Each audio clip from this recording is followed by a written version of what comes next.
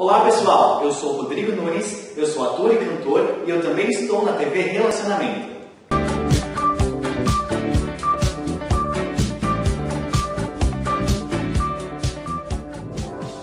Olá, eu sou Tatiana Dantas, atriz, diretora de teatro e cinema e estou de volta na TV Relacionamento com mais um programa Tati na TV.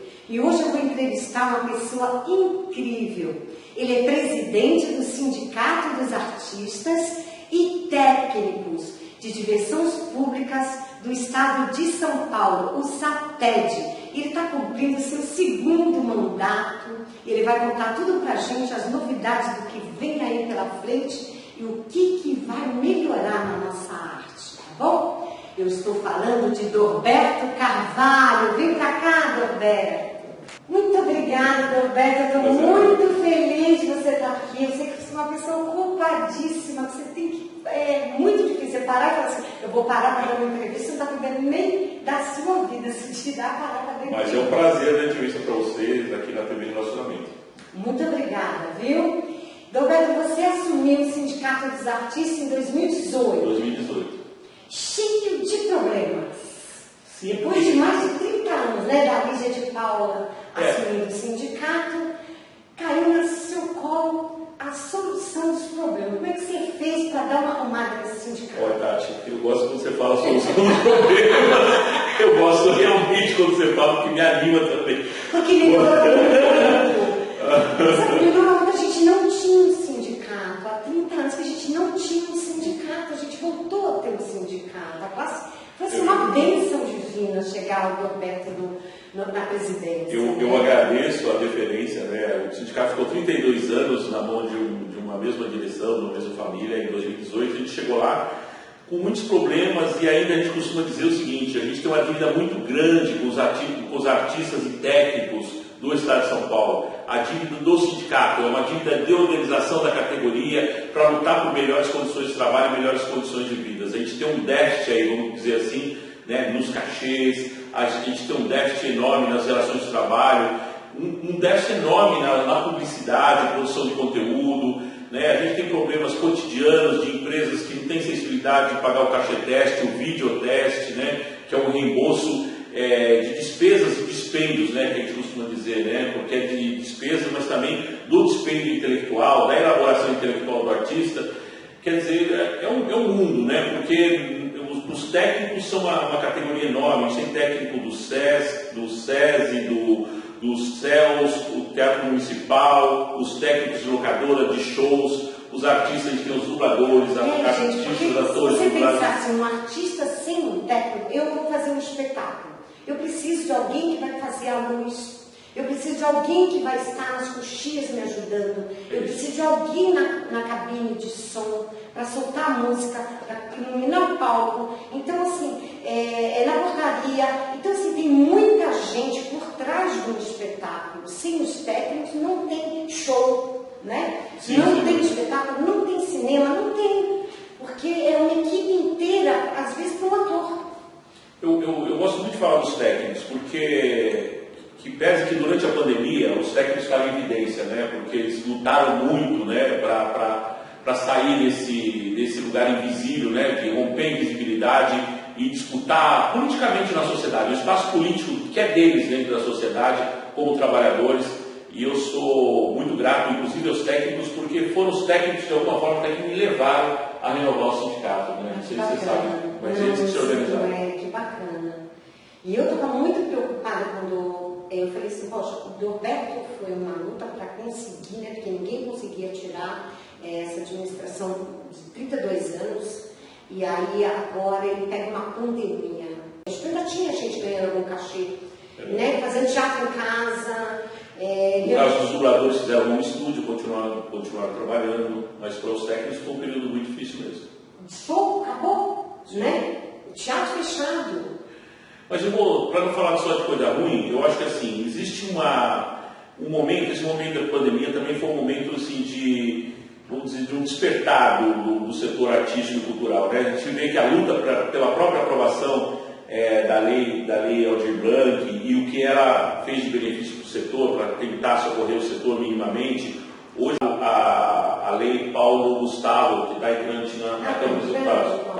imaginando também que vai beneficiar o setor. A gente tem batalhado, tem pensado numa lei de intermitência, porque os atores às vezes têm trabalho e não, às vezes não têm, porque a intermitência é uma característica da nossa profissão.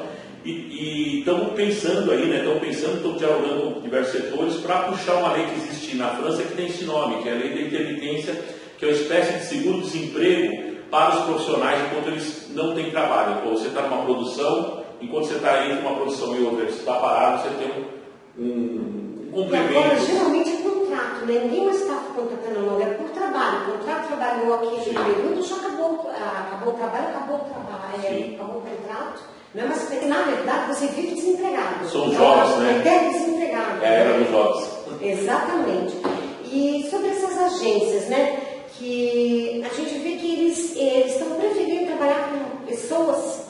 Por exemplo, antes eu era contratada para fazer um comercial, para fazer a mãe de 3 filhos. Agora não quero essa, a mãe que tem 3 filhos e que tem aquele perfil para fazer o comercial. Então, assim, tira o trabalho do ator. Então, a gente está concorrendo, que eles falam que a gente, você precisa ser médica para fazer essa cena. Só que nós estudamos, os atores estudam muito, para ser qualquer personagem, né? Porque senão, você estuda para saber pegar no bisturi, como atender o paciente. Então, você faz qualquer papel, não precisa contratar um dentista para você exercer a cena de que é um dentista. De repente, você tem alguma cena mais assim, você faz trabalho de mão do profissional, mas o ator precisa desse trabalho. Eles esqueceram da gente, né? A maioria deles está bem complicado fazer um trabalho. Essa questão das pessoas reais no mundo, sobretudo da publicidade, né? Menos na produção de conteúdo, mas na publicidade, é um problema que a gente vem enfrentando e está na nossa pauta de reivindicação. Se pelo menos não der para romper totalmente com as pessoas reais, mas criar um problema para o anunciante no sentido seguinte, criar custos, né? Mexer no bolso, falar assim, vai ficar muito caro, vai ficar cara a produção se você não pegar um ator, uma atriz, né? Porque a gente costuma dizer, olha, nenhum de nós vai tirar o trabalho do dentista, do profissional que é o que tem o Cresce, né? Que é o corretor de imóveis, que é uma profissão regulamentada. A gente é impedido de entrar e porque é uma profissão que exige uma qualificação profissional. Eu não posso, de repente, fazer uma apreensão para uma pessoa policial, né? Mas o policial está entrando nas cenas real para tomar um espaço na minha profissão. Então, assim, cada um dentro da sua profissão, por isso que a gente tem uma profissão regulamentada. Sim, é uma das brigas do sindicato hoje, uma das brigas nesse setor de publicidade, e eu falei inicialmente que nós temos uma dívida com os profissionais, com os artistas, mas sobretudo no setor da publicidade. Eu acho que nos últimos 15 anos a gente andou para trás muito, tanto do ponto de vista dos cachês, né, como do ponto de vista das relações de trabalho. E essa questão da utilização de pessoas reais é um problema sério hoje no setor. Cria um desemprego, porque a nossa categoria ela já está muito sofrida, vive desempregada, né? Aí fica concorrendo com todas as outras profissões, vai ficar mais difícil ainda, né? Sim. E ainda tem essa coisa, eu parei de acompanhar um pouco, eu parei inclusive de ver televisão, pandemia eu tirei, eu não quero mais ver, porque assim, eles fazem muito sensacionalismo em cima do medo. Então eu já estava com medo até de viver, sabe? Para não sair mais, ficar ali trancada dentro de alguma bolha, né? Então eu parei de acompanhar. Mas estava assim, uma briga assim para não ter mais valor o número do DRT, né? Para o DRT, você pode exercer a profissão sem precisar ser profissional. Isso é uma condição que a gente vem enfrentando há alguns anos, mas teve um auge dessa questão com a DPF, é o nome, para quem está nos ouvindo talvez vai achar estranho, né? A DPF 293 é uma ação de descumprimento de preceito fundamental, tal, que diz que o fato de ter a profissão regulamentada conflita com a Constituição. A gente discorda disso. Em 2018 a gente esteve falando com a ministra Carmen Lúcia, a gente tem lutado para que o registro profissional, né, vulgarmente conhecido como DRT, que é a sigla de Delegacia Regional do Trabalho, ele realmente faça valer todo o esforço que a profissional teve na formação, no seu processo de adquirir conhecimento para se tornar um artista. Então, recentemente também a gente está está vivendo uma questão da instrução normativa da Secretaria Especial de Cultura, que atenta contra a Lei Rouanet, que é mais um ataque do governo Bolsonaro contra o setor artístico-cultural. E esses dias tive a oportunidade de falar também sobre isso, né? Porque a concepção do governo, né, e da Secretaria Especial de Cultura é como se o artista está em casa, você está em casa e de repente alguém te chama e fala assim, olha, então entre em cena lá, né? Vai lá e entre em cena, um musical, ou um filme, ou uma peça publicitária, você está paradinho na sua casa, eu te busco, você tem que estar lá às 8 horas, vai lá e entre em cena. A gente sabe que não é isso, tem todo um processo de preparação, todo um processo de elaboração mesmo é um pré-trabalho, né? Como o arquiteto tem, quando o arquiteto apresenta o projeto, é porque ele já trabalhou em cima daquilo, como outros profissionais. Vai fazer um laboratório daquele personagem. É isso. De repente você não tem uma cor de uma pessoa no Nordeste, você vai ter que tomar muito sol, o teu cabelo tem que começar a ser desidratado para parecer que você trabalha na roça. Então, assim, é um trabalho muito desgastante, custoso para o ator. Ele tem que saber dançar, interpretar, tocar um instrumento, ele tem que saber cantar. Ele vive estudando, nunca acaba. Então a gente sente também uma coisa que é assustadora que está acontecendo também com a classe hoje, é assim, quantos seguidores você tem no Instagram? Então você perde o trabalho para uma pessoa despreparada, que não é ator, não canta, não dança, não interpreta, mas ele tem 1 milhão de pessoas no Instagram e aí colocam no lugar da gente do trabalho. Então assim, está bem difícil a nossa Está bem difícil, mas esse debate já tem sido feito no Eixo Rio-São Paulo, né? E um dos pivôs desse debate foi a Juliette, né? Ex-BBB, e ela foi barrada de entrar numa produção televisiva pelo Sindicato do Rio de Janeiro, que a gente aplaudiu e que a gente tem uma... Porque hoje ela do nada, ela é advogada, né? Ela do nada, né, foi pro BBB e aí virou cantora, virou atriz, virou tudo. Então assim, isso tem que mudar, gente, porque não pode um reality show colocar uma pessoa amanhã para substituir uma atriz, um trabalho profissional. Eu lutei muito, eu fui em muitas passeatas lutar para a gente ter o DRT. Porque o que acontece, antes de ter esse carimbo na carteira da Delegacia Regional de Trabalho, nós éramos marginais. Então, o ator já é aquele que, sabe, sai de madrugada do teatro mal vestido, às vezes cabeludo, barbudo, ele está na rua fazendo carteira profissional. Vadiagem, você não tem um carimbo na carteira, porque é difícil um trabalho que registra a carteira, é contrato de trabalho. Então, assim, nós éramos presos por vadiagem, porque você é desempregado, você vive do quê? Então, ator não é profissão. Aí conseguimos isso, muita luta, e agora a gente, de novo, ator não é profissão, porque qualquer um pode exercer a carreira, né? Mas isso é um papo longo. Sim. Eu queria que você falasse assim, o que a gente precisa se unir para o nosso sindicato cada vez ficar mais forte. Eu acho incrível também esse trabalho que vocês estão fazendo de dar moradia para as pessoas que não têm onde morar. Porque o artista, gente, ele trabalha anos ganhando miséria, sempre nesse problema de hoje está empregado, amanhã não está, a vida está lá em cima, amanhã está lá embaixo. Então tem o palacete dos artistas, vocês estão lutando para ter mais um espaço. Né? Perfeito. Eu agradeço a pergunta, porque o palacete dos artistas, para quem não conhece, é um prédio que tem na Avenida São João, ali perto da São João Coipiranga, e é um espaço de aluguel social, o espaço da Secretaria de Habitação do município, mas tem um aluguel social que tem 50 apartamentos destinados a artistas e técnicos que vão morar lá vitaliciamente, né? Eles pagam uma taxa pequena, não vou lembrar aqui. Eu acho que é R$100, eu entrevistei o Apolônio. Talvez tenha tendo um pouco de reajuste, mas é um pouco em torno de R$100, como você colocou. Tem grandes artistas lá. Grandes artistas. Grandes artistas contribuíram e merecem muito o nosso respeito. Merecem muito estar lá. É isso. E a gente tem lutado para ter outros prédios. Tem feito reivindicação junto à secretaria. E tem tanto prédio abandonado, né? No centro, bastante, tá? E tem leis para isso, para reformar esses prédios, fazer voltar a funcionar, porque é um lugar que fica perigoso.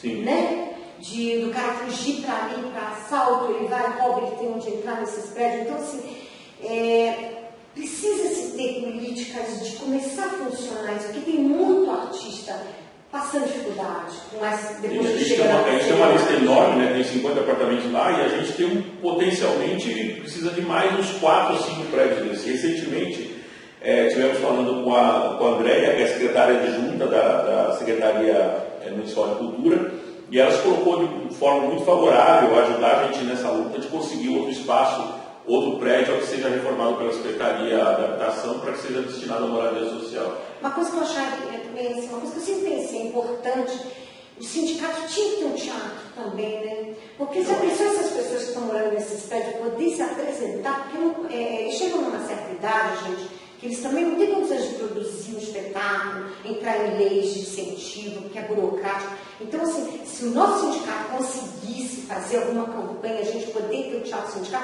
eles se apresentariam, né? Onde a gente poderia dar uma renda para eles. Então, sempre ter alguma peça do pessoal do Palacete. Assim, é muito legal você colocar isso também, porque existe um movimento agora do pessoal do Faroeste, que era o teatro que tinha ali na Cracolândia, né? Sim. E eles estão pedindo. Eu lembro. Parou, ainda tem. Eles estão pedindo.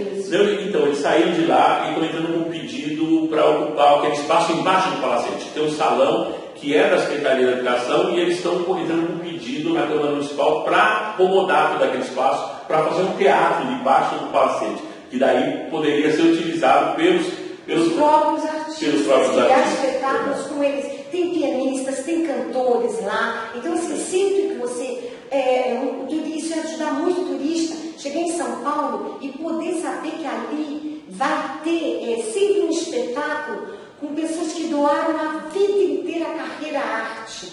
Você poder ter essa oportunidade ainda de ver eles atuando, né? Então, eu acho que as coisas vão casando, Deus é bom, né? Está colaborando, né? Sim. Apesar das dificuldades, né? A gente resiste, né? Resiste. Se você vê o Palacete hoje, os profissionais que estão lá, é admirável como eles têm força e uma força produtiva, né? Eles não estão lá encostados, né? A gente que preze que eu respeito o retiro, e o próprio retiro do Rio de Janeiro não é um retiro propriamente, que são profissionais que também têm força. Pertinho do retiro, eles têm força produtiva também, mas eu assisti muitos espetáculos lá. É isso. Eu só não gosto do nome retiro. Porque parece que eles estão sendo retirados. Retiro parece da eu acho que o pessoal do Rio de Janeiro não está retirado, porque eles têm uma força produtiva, criativa muito grande, como o nosso pessoal do Palacete. Talvez Palacete também, mas tudo bem, né, esse nome. Mas é uma moradia social importante para os artistas que tem volto a repetir, que passaram dos 60 anos, mas têm uma força produtiva e criativa enorme. E precisam estar ativa para ter renda. É isso. Precisa também, né? E a cidade cada vez precisa mais. É isso. Roberto, como que te acha? Quais as suas redes? Vamos lá, eu estou no Instagram, mas eu não vou falar minha rede pessoal, prefiro falar a rede do sindicato, né? Então você pode procurar o site satedsp.org.br, se você quer ter registro profissional, se você quiser saber mais sobre o sindicato também, o SATED, você pode procurar pelo Instagram, o sindicato está em todas as redes sociais, Facebook.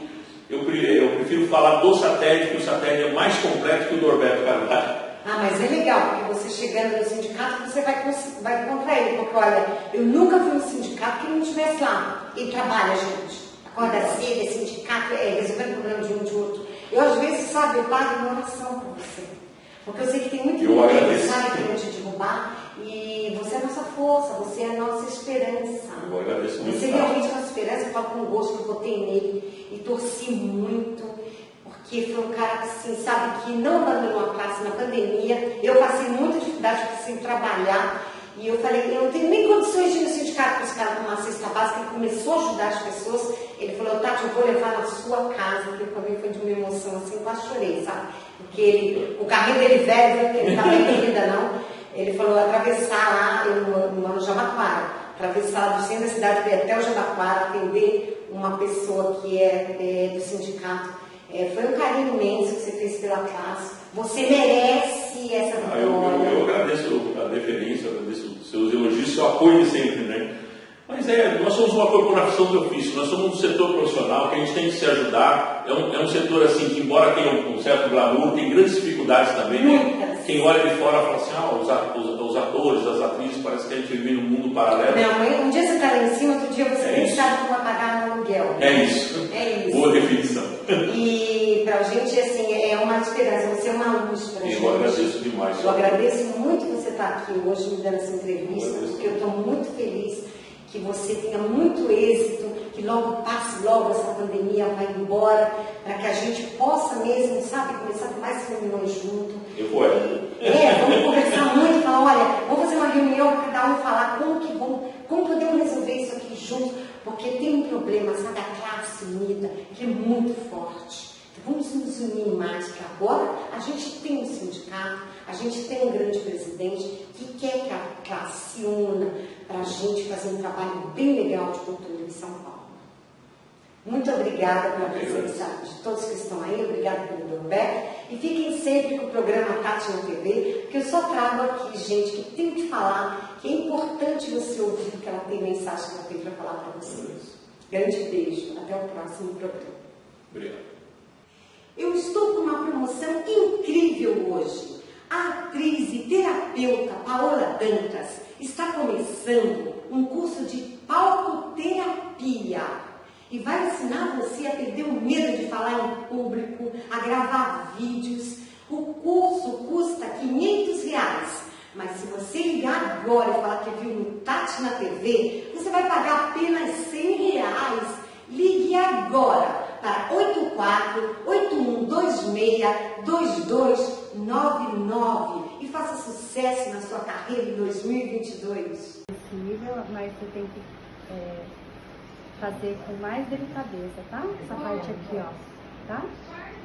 Por conta das terminações nervosas e por conta das veias, tá?